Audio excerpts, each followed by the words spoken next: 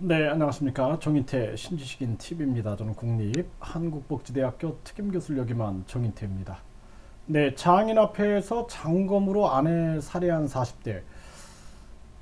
이게 참 안타까운 기사인데요. 이거 진짜 뭐 방송을 하고 싶지 않지만, 제가 몇 번 미뤘습니다. 이 방송 안 하려고. 근데, 하고 있는 겁니다. 네, 장인 앞에서 장검으로 아내 살해한 40대. 별거 중 안에 찾아오자 장검으로 살해했다라는 거죠. 참 이게 이혼 소송 등 문제로 말다툼을 벌이다 장인 앞에서 장검으로 아내를 살해했다라는 거예요. 이게 정말 너무나 참 안타깝다라는 생각이 듭니다. 네. 정말 이거 뭐 너무나 가슴 아프죠. 결혼하기 전에 뭐 사랑했지 않겠습니까? 네, 사랑했고, 그리고 결혼을 했고, 많은 사람들 앞에서 행복한 결혼을 알렸을 것이고, 그런데, 이혼이라는 것이, 이혼이 가능하죠. 이혼할 수 있죠. 네. 그런데 서로 아름답게 헤어졌으면 좋겠어요. 이혼할 때도 서로 갈 길이 다르고 성격이 맞지 않고 그러면은 서로 좋게 헤어져야 돼요. 제가 주변에도 보면은 이혼해서 평생을 부부가 소송을 하는 분들을 보면은 가슴이 너무 아파요. 평생을 소송하는 거예요. 아니 뭐 결혼해가지고 원수가 된 거죠, 원수가.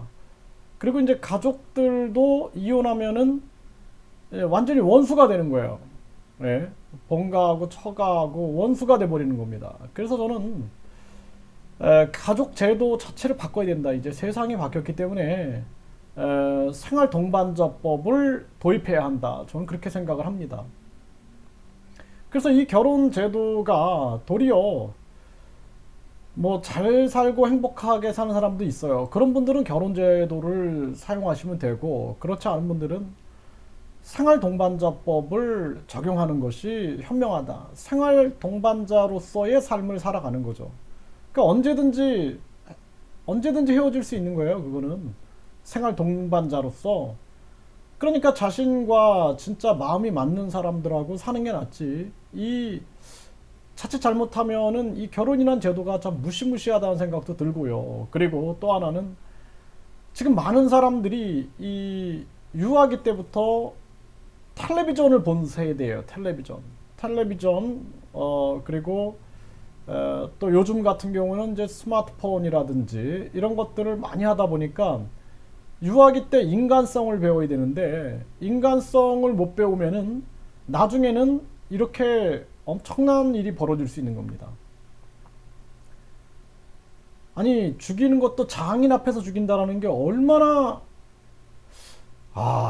그 장인은 어떻게 삽니까, 앞으로? 장인은 어떻게 살아가야 합니까? 예. 그리고 본인 또한 아마 크게 후회하지 않겠는가라는 생각이 들어요. 그래서 요즘에 많은 사람들이 이혼을 하는데, 황혼 이혼도 굉장히 많아요. 조론도 많고 그러는데, 서로 진짜 좋게 헤어지는 게 가장 좋다. 그렇지 않고, 이렇게 원수가 되고 서로 죽이고, 그것도 장검으로 장인 앞에서 죽였으면은 얼마나 많은 사람이 또 상처를 받습니까? 결혼식에서 그렇게 행복하게 결혼식을 해놓고 장검으로 장인 앞에서 죽였다, 아내를. 그 장인은 평생 그 고통을 어떻게 해결할 것이며, 또 그 장모나 그 아내 가족들은 그 아픔을 어떻게 다 치유가 되겠어요. 그리고 이 지금 이 남편 또한 마찬가지고, 이 남편 가족들, 또 그 자녀가 있는지 모르겠어요. 그 자녀들이 있다면은 이 자녀들은 또 어떻게 살아갑니까, 인생을?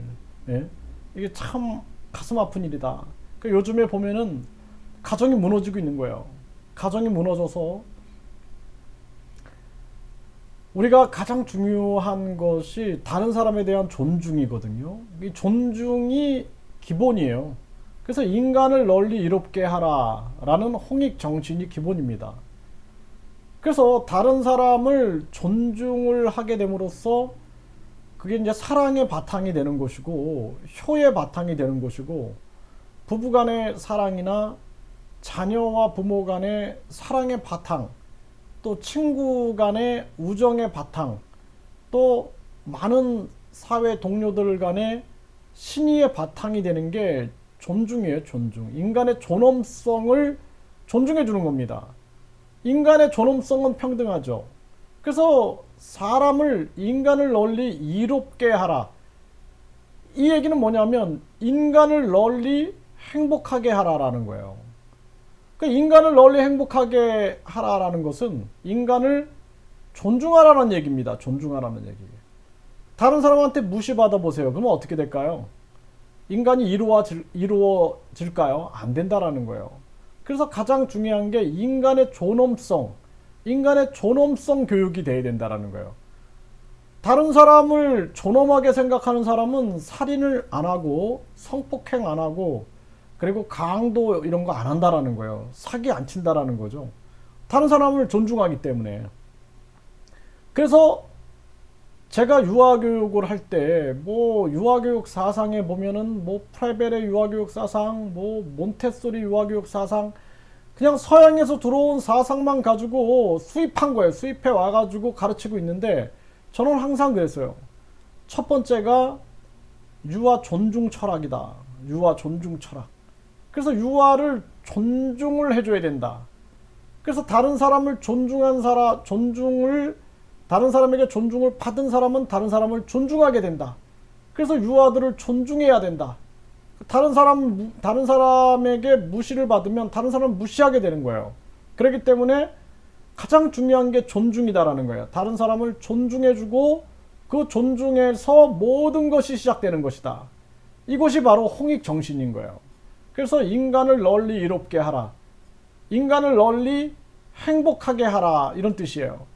그러니까 행복의 기본은 뭐냐? 존중이다라는 거예요. 다른 사람한테 무시받아 보세요. 여러분들은 정말 다른 사람한테 무시받는 순간 분노가 치밀 것입니다. 다른 사람한테 존중받으면 어떻게 될까요? 그러면은 행복해지고 내가 이로운 존재다. 그러니까 다른 사람을 행복하게 만드는 자가 세상을 이롭게 만드는 자인 거예요. 인간을 널리 이롭게 하라라는 홍익 인간 정신은 다른 사람을 행복하게 하라라는 거예요. 그래서 나도 행복하고 다른 사람도 행복할 수 있는 그러한 기본이 바로 사람에 대한 존중이다라는 것입니다. 존중.